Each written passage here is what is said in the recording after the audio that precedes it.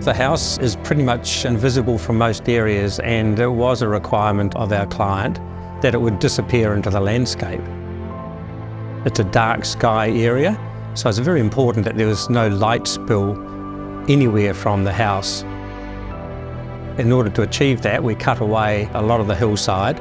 We placed the concrete structure inside, then we placed the hill back on top of it. Our approach was to create something which was very simple. So when you look at it, all you can see of the main facade is a big rectangular frame. Our client was very keen to use concrete, and that very much suited a bunker house. The earth is a great insulator, so the idea of concrete might sound cold, but in reality it's actually quite a warm environment.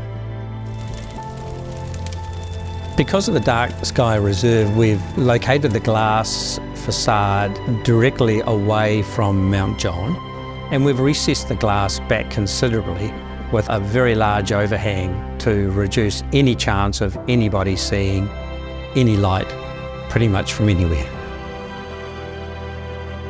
The design always involved two stages. We built the first stage, which is the house. The second stage involves a hangar for an aeroplane and a helicopter. The idea is that we would link the two buildings via an underground tunnel.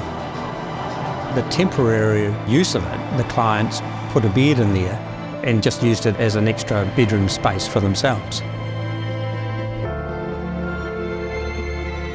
I think the feeling inside the house is one of being contained, being safe within the landscape, but still with the ability to look out to the view beyond. When you go up to the top of Mount John, you just can't see it.